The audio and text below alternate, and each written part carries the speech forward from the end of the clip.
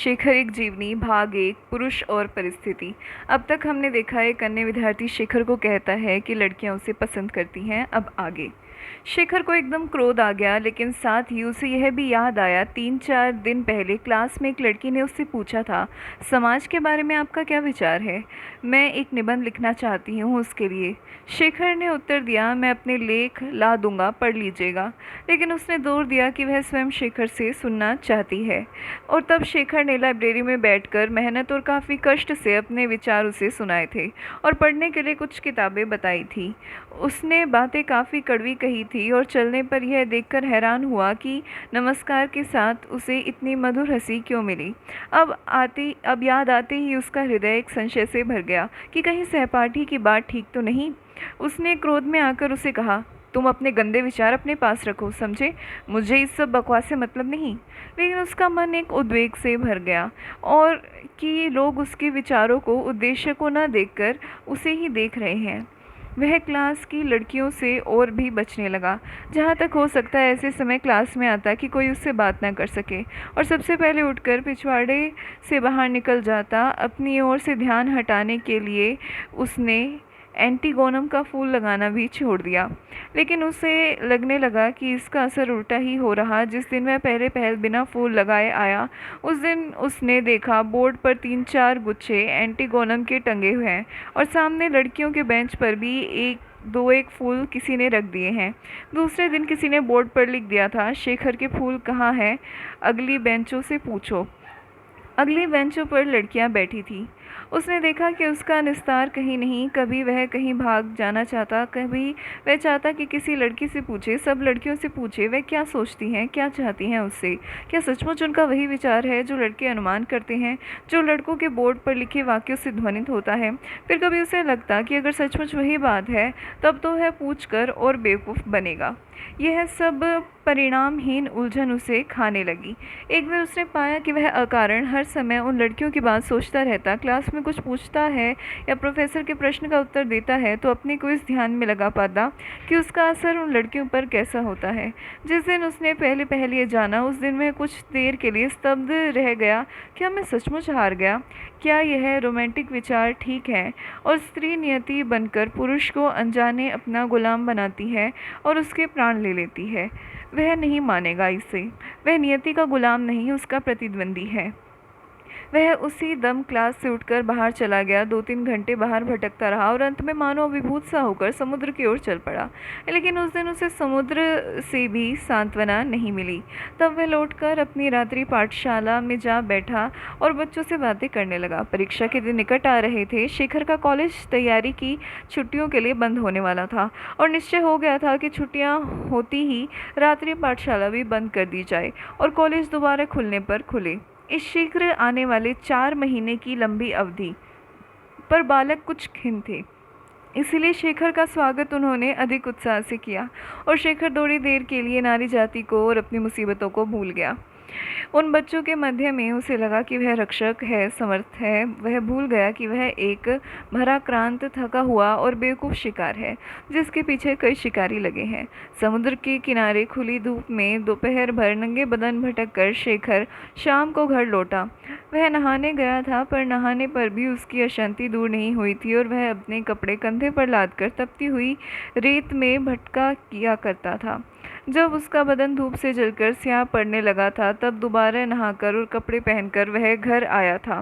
Hostel के जीने पर चढ़ते ही उसने देखा उसके कमरे के बाहर रात्रि पाठशाला की उसी क्लास के 2 लड़के खड़े हैं।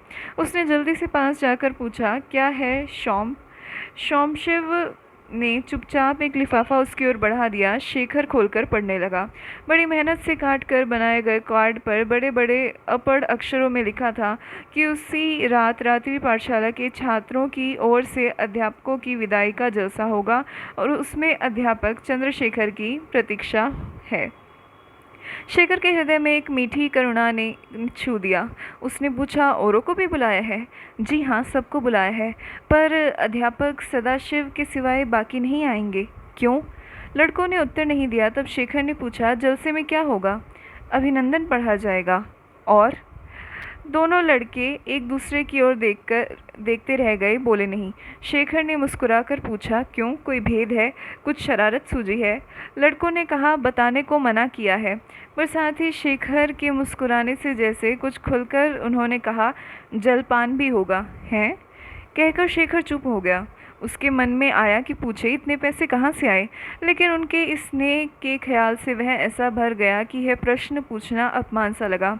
उसने कहा, अच्छा तुम लोग चलो, मैं भी थोड़ी देर में आता हूँ। लड़के चले गए। शेखर ने अविश्वास करना नहीं सीखा था, लेकिन आज न जाने कि उसके मन में आया कि जो लोग निमंत्रण नहीं स्वीकार कर रहे वे खाने के डर से ही वैसा कर रहे।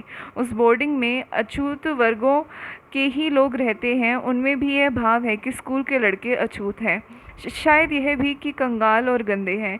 मन ही मन शेखर ने तय किया कि वह अगले वर्ष इन लोगों का सहयोग नहीं मांगेगा, बल्कि मिलने पर अस्वीकार कर देगा।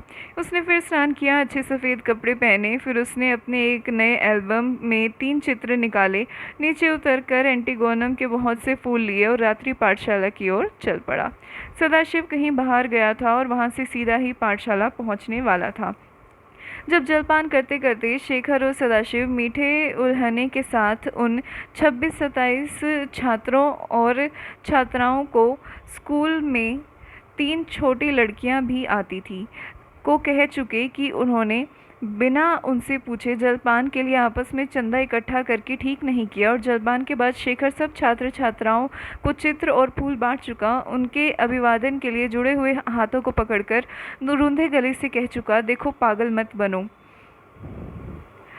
और इसके बाद सदाशिव भी थोड़े से शब्दों में उन सबको धन्यवाद दे चुका। तब शेखर के चलने के लिए तैयार पाकर बच्चों ने कहा, शेखर दादा आज चुप ही रहेंगे?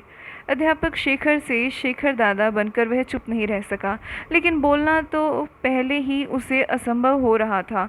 और फिर शेखर अक्षर ज्ञान कराने और थोड़ा बहुत काम चलाने लायक तालीम तो जानता था, इतना ही कहा जानता था कि अपने उस समय के भाव व्यक्त कर सके जिन्हें कि वह अपनी भाषा में भी नहीं कर सकता। लेकिन अपने पर जमी एकटक भोली आंखों से मानो वह संवेदन की एक नई भाषा सीखने लगा, और वह हिंदी, अंग्रेज़ी, तमिल की विचित्र खिचड़ी बनकर उसके मुंह से निकल पड़ी। पहले मैं समझता था मैं आपकी सेवा करने आया हूँ, यह मेरी देन है, लेकिन आप लोगों ने मुझे सिखाया कि वह झूठ था। हम लोग अपने घमंड में रहकर बूढ़े हो गए हैं, सूखे काठ की तरह अकड़ गए हैं। अब हमें आपसे विनय सीखना है, आपसे नरमाई पानी है, आपसे नया जीवन और नया यौवन पाना है। आज मैं आपकी ज़बान पर ये छोटे छोटे बिना अर्थ के अक्षर देखता हूँ जो हम कायदे में से आपको सिखाते हैं, लेकिन एक दिन ऐसा आएगा जब आपकी इसी ज़बान पर एक नई भाषा के शब्द होंगे जिनके अर्थ होगा वह ताकत होगी जो उथल पुथल मचा देगी और जाति और संप्रदाय का नाश कर देगी। एक नया धर्म पैदा करेगी जिसमें हम और आप भाई होंगे, सगे होंगे। आज वह दिन नहीं आया है तो इसलिए कि हमारे और आपके दिलों में वह नहीं, लेकिन वह आएगा शीघ्र। शेखर ने अपने भारी होते हुए गले को ज़रा सा आराम देने के लिए चुप होकर चारों ओर देखा। कुछ लड़के उसकी बात समझ रहे थे, कुछ नहीं समझ रहे थे, लेकिन फिर भी स्नेह से उसकी ओर देख रहे थे। यह देखकर उसके भीतर कुछ उमड़ आया। उसने सदाशिव को पुकारा, सदाशिव, मेरी बात ये नहीं समझ रहे, तुम सुनो और मेरी ओर से अनुवाद कर देना। और फिर कहने लगा, जिन लोगों के साथ रहना और खाना मैंने स्वयं चुना है ये सभी अछूत हैं, अदार्शनिक हैं, लेकिन मैं आपसे कहता हूँ उनमें मैंने मित्र पाए हैं।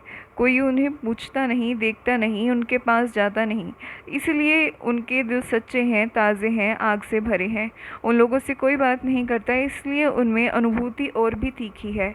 आप ही वे लोग हैं, आप ही मेरे संगी और स्नेही हैं, आप ही मेरा कार्य क्षेत्र है, आप ही मेरी शक्ति। मैंने आपको अपनाया, पहचाना और इसमें मैं सुखी हूँ, लेकिन आप इसके लिए कृतज्ञ मत होइए। आप उस तरह अपने को छोटा मत बनाइए।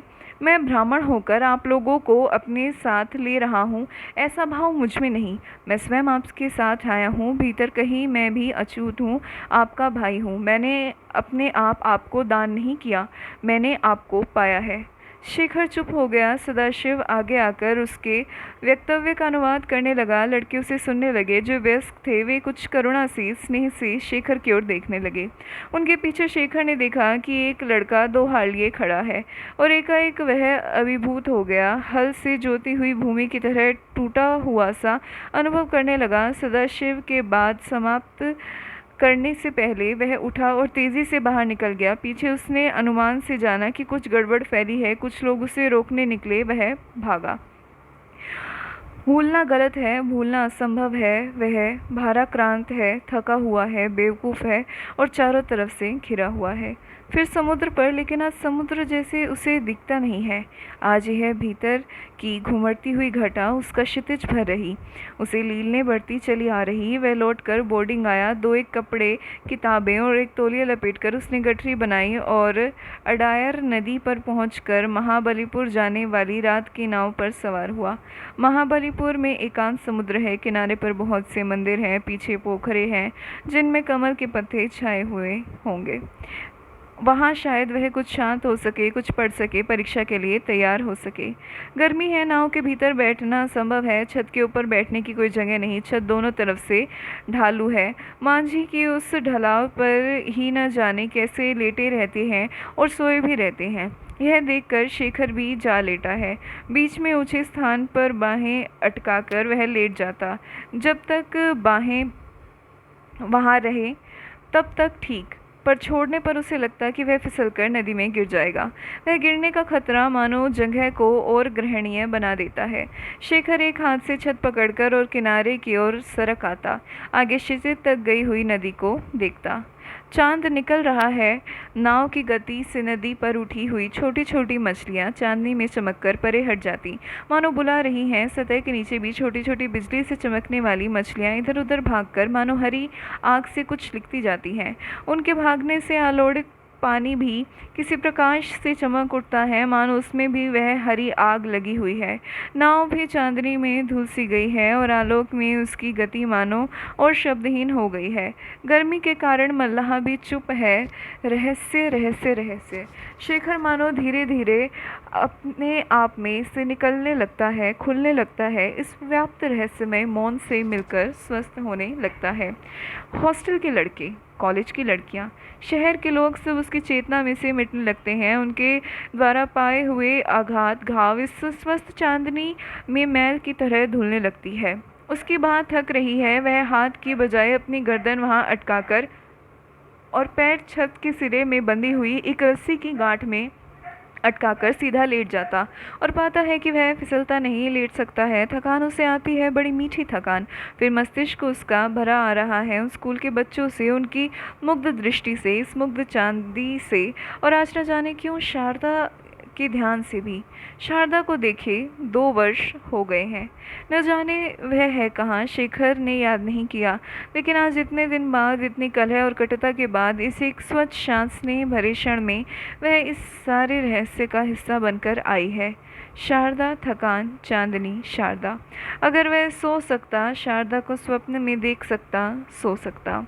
महाबलीपुर के सहस्र मंदिरों का स्थान कहते हैं वह बेजा नहीं है, लेकिन उन अगणित मंदिरों का अवतंस है समुद्र तट पर बना हुआ शिव का मंदिर, जिसका द्वार समुद्र की ओर खुलता है, जिसके अनगढ़ पत्थर के चौखटे के बीच समुद्र का विस्तार दिखता है और उसके पार सूर्य और चंद्रमा का उदय।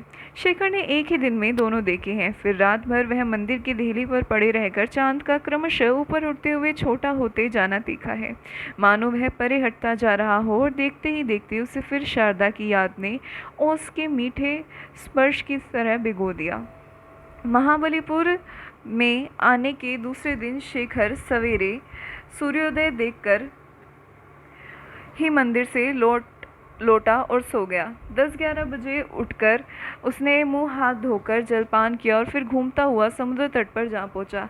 एक किताब उसने साथ ले ली, यद्यपि वह जानता है कि वह पढ़ेगा नहीं। समुद्र तट पर मंदिर की छाया में बैठकर वह समुद्र में खड़े हुए एक पत्थर के स्तंभ की ओर देखने लगा। कभी वह स्तंभ एक मंदिर के गोपुरम का अंग था, लेकिन समुद्र आगे बढ़ता हुआ उस गोपुरम और मंदिर को लील गया और शिव मंदिर के द्वार तक आ पहुंचा। उसी का स्मारक वह स्तंभ अभी शिव मंदिर तक अजय खड़ा है।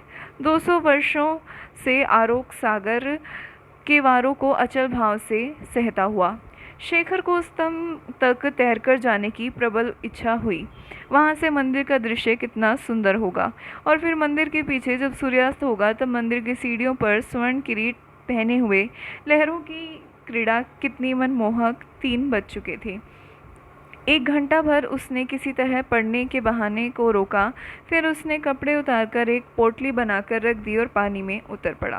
तैरना उसने अभी ठीक तरीके से नहीं सीखा था, थोड़ी थोड़ी दूर तक ही किसी प्रकार चला जाता। आधा रास्ता तय करके उसकी सांस फूलने लगी, लेकिन वह यह सोच आगे बढ़ता गया कि अब तो जैसे पीछे लौटना वैसे ही आगे बढ़ना। आखिर जब उसकी शक्ति बिल्कुल खर्च हो गई, जब हाथ उठाना भी एक यातना बन गया, तब किसी तरह वह स्तंभ के पास पहुंच गया। बची हुई शक्ति से उस स्तंभ के चबूतरे को पकड़ा और अपने को खींचकर उस पर बिठा लिया। लेकिन बैठकर भी वह सुस्ता नहीं रहा। ज्वार उठ रहा था, लहरों का वेग बढ़ता जा रहा और स्तंभ का चबूतरा भी धीरे धीरे डूब रहा था। अपनी जगह कायम रहने के लिए अब शेखर खंबे को जकड़कर बैठा था, पर प्रत्येक लहर मानो उसे स्थानच्युत करने के लिए अधिक क्रुद्ध फुफकार करती। थोड़ी ही देर में शेखर ने पाया कि सिर्फ वह टिके रहने के लिए जितना जोर से उसे लगाना पड़ रहा, वह उसे शीघ्र थका देगा और तब वह उसका वही डूबना निश्चित हो जाएगा। उसके मन में मानो तटस्थ भाव से यह बात आई कि वह वहाँ वैसे मरना नहीं चाहता। उसकी मृत्यु और किसी तरीके से होने को है और उसे अभी कुछ करना बाकी है। शेखर ने स्तंभ को छोड़ दिया और किनारे की ओर तैरने लगा। सूर्यास्त में अभी देर थी, लेकिन धूप का प्रकाश कुछ लाल सा होने लगा था और किनारे पर मछुओं के कुछ नंगे बच्चे इकट्ठे होकर नाच रहे। शेखर उनका स्वर नहीं सुन सकता, लेकिन उसे लगा कि वे उसे ही खंबे के पास खड़ा देखकर चिल्ला रहे। उसे इससे सुख सा हुआ। वह तैरते हुए अपने को भी उन बच्ची में एक बच्चा अनुभव करने लगा। वह थक गया, हाथों ने उठने से इनकार कर दिया। वह गोते खाने लगा। उसे याद आया कि ऐसी हालत में घबराना नहीं चाहिए, गोता खाकर फिर सांस के लिए ऊपर उठना चाहिए। वह लहर के नीचे डूब गया। थोड़ी देर बाद फिर ऊपर आया, तब सांस की कमी से उसके सारे शरीर में सुइयां चुभ उठी थी। उसने हवा के एक बड़े से झोंके के लिए मुंह खोला कि एक लहर आई जिसके ऊपर वह उठ नहीं सका। मुंह में हवा के साथ पानी भर गया। वह फिर डूब गया और फिर ऊपर उठा, फिर मुंह खोला कि एक गहरी सांस ले कि फिर लहर में छिप गया, तिलमिला गया, डूब गया। तब एकाएक उसने अपने को छोड़ दिया। कोई लाभ नहीं इसका, आगे मृत्यु है। फिर उठेगा, फिर पानी भर जाएगा, बेहोश हो जाऊंगा और अनजाने में मर जाऊंगा। व्यर्थ सांस क्यों लूँ? मृत्यु यही सही मृत्यु। मैं जान लूँगा कि मृत्यु क्या होती है, अनुभव कर लूँगा। यहाँ घबराना नहीं चाहिए, ऐसा शायद किसी ने बतलाया है। घबराना नहीं।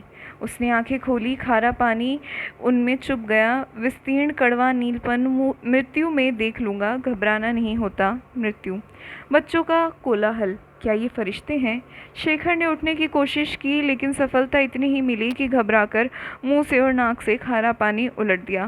पीठ में बड़ा दर्द हो रहा था। छाती पर मानो पत्थर रखा हुआ था। बदन सारा चरमरा रहा था। वह अवश्य मर रहा, लेकिन मर गया क्यों नहीं है? उसने फिर उठ बैठने की कोशिश की। आंखें खोली। मछुओं के बच्चों उसकी छिले हुए बदन को घेरे हुए और एक आदमी उसकी छाती दबा रहा था। समुद्र को उसकी ज़रूरत नहीं, लहरों ने उसे निकालकर बाहर फेंक दिया। वह एक बड़ी जलती हुई यातना भरी कोशिश से उठ बैठा। वह चाहता था उसी रात मद्रास लौट जाए, लेकिन उठना भी उसके लिए असंभव था। मछुए उसे धर्मशाला तक पहुंचा गए थे, वहीं वह पड़ा था। सारा बदन बुरी तरह दुख रहा, लेकिन उसे लगता जो कुछ हुआ ठीक हुआ। अब वह जी सकेगा, बढ़ सकेगा। उसने मानो पुनर्जन्म पाया था और अब वह जीवन का सामना दोबारा करने के लिए तैयार था। वह जो चला आया था, उसने सौंदर्य में जो वेदना को भुला देने की, संघर्ष से बच भागने की कोशिश की थी, वह व्यर्थ थी, गलत थी। सौंदर्य कुछ नहीं अगर वह शक्ति नहीं, प्रेरणा नहीं, यह समुद्र ने सिखा दिया था। उस आदि गुरु, आदि सत्य, आदि शिव, आदि सुंदर समुद्र ने। सौंदर्य वही है जहाँ संग्राम है, और उसे वह देख सकता है जिसके भीतर शक्ति है। उस आद्य शक्ति को जिसने एक बार देखा है, उसने अपने को सदा के लिए समर्थ बना लिया है। वह पथभ्रष्ट नहीं हो सकता, मर सकता है पर झुक नहीं सकता, नष्ट हो सकता है पर कीच में नहीं रेंग सकता। लेकिन जीवन न जाने क्यों सूना हो गया। शेखर ने अपने को हॉस्टल के लोगों से किसी प्रकार के भी संपर्क के खींच लिया, एंटीगोनम क्लब छोड़ दिया, पत्र भी बंद कर दिया और निर्गम होकर अपने पाठ्य पुस्तकें चाटना शुरू किया। लेकिन वह शून्य कुरेद कुरेद कर कहने लगा, लोगों से बच लोगे, मुझसे कैसे बचोगे? दिन भर पढ़कर या पढ़ने की कठोर और व्यर्थ प्राय तपस्या करके? वह शाम को उदास सा मुँह लेकर कभी समुद्र किनारे जा बैठता, कभी हॉस्टल से कुछ दूर पर एक सरोवर के बीच में बने हुए मंदिर के पीछे, जहाँ घंटा ध्वनि और आरती तो सुन पड़े और झील में दीपकों का प्रतिबिंब भी दिखे, लेकिन आने जाने वाले लोग न दिखे। उस पर एक दुख की छाप थी। यद्यपि वह नहीं जानता था कि उसे क्या दुख है, समझ नहीं पाता था। कभी उसे लगता वह सौंदर्य चाहता है, सौंदर्य शक्ति है, लेकिन वह शक्ति नहीं मांगता, सौंदर्य मांगता है। कभी उसे लगता वह एक संगी चाहता है, लेकिन वह संगी भी देवदास नहीं, सदाशिव भी नहीं, और शारदा भी नहीं हो सकती। यद्यपि वह चाहता है कि कुछ और, इनसे भिन्न, इनसे ऊपर कुछ, लेकिन वैसा क्या हो सकता? अपने से झलाकर वह पूछता, क्या मैं देवता चाहता हूँ? जबकि वे होते नहीं, हो सकते नहीं। एक दिन सदाशिव ने कहा, देखो शेखर, अभी परीक्षा में 3 सप्ताह बाकी हैं, काफ़ी पढ़ाई हो सकती है। क्यों ना मेरे साथ घर चलो, वहाँ त्रावणकोर की शांति में ठीक से पढ़ सकोगे। शेखर ने खामखा अप्रसन्न स्वर में कहा, क्या मैं पढ़ता नहीं हूँ? पढ़ते तुम हो, लेकिन पढ़ाई नहीं होती। क्लास में तुम सदा अच्छे रहते आए हो, अब देखता हूँ। शेखर ने कुछ उदासीन से स्वर में बिना विरोध के कहा, पास हो जाऊंगा कि नहीं? सदाशिव ने इसका उत्तर नहीं दिया। बोला, मैं कल परसों चले जाने की बात सोच रहा था। तुम भी चलो तो अच्छा है, इकट्ठे होंगे तो दोनों को प्रोत्साहन भी मिलता रहेगा। तुम्हें अच्छी तरह पास होना ही चाहिए शेखर। शेखर कुछ देर तक चुप रहा। उसने देखा कि सदाशिव का निमंत्रण सच्चा है, उसकी सत्कामना भी सच्ची है, और त्रावणकोर शारदा का जन्म स्थान, उसके शैशव की क्रीड़ा स्थली, और शायद उसका वर्तमान निवास। एकाएक वह सदाशिव के प्रति अपनी रुखाई के लिए शर्मिंदा हो गया, लेकिन हाँ, वह नहीं कर सकेगा। शारदा के कारण भी नहीं, बल्कि उस प्रलोभन के कारण और भी नहीं। समुद्र में उसे वापस यहाँ फेंक दिया, यहीं वह रहेगा अधमरी इस अवस्था में, ऐसे ही अकेला। नहीं सदाशिव, मैं नहीं जाऊँगा। क्यों नहीं जाओगे? नहीं, मैं बहुत बदतमीज़ आदमी हूँ, तुमसे लड़ूंगा, तुम्हें भी नहीं पढ़ने दूंगा। मुझे तो पास होना नहीं, मैं ख़त्म हो गया हूँ और उसका क्रोध तुम पर निकालूंगा मैं। एकाएक शेखर लौट पड़ा और चलने लगा। सदाशिव ने उसके कंधे पर हाथ रखकर कहा, शेखर, मुझे बताओ, तुम्हें क्या दुख है?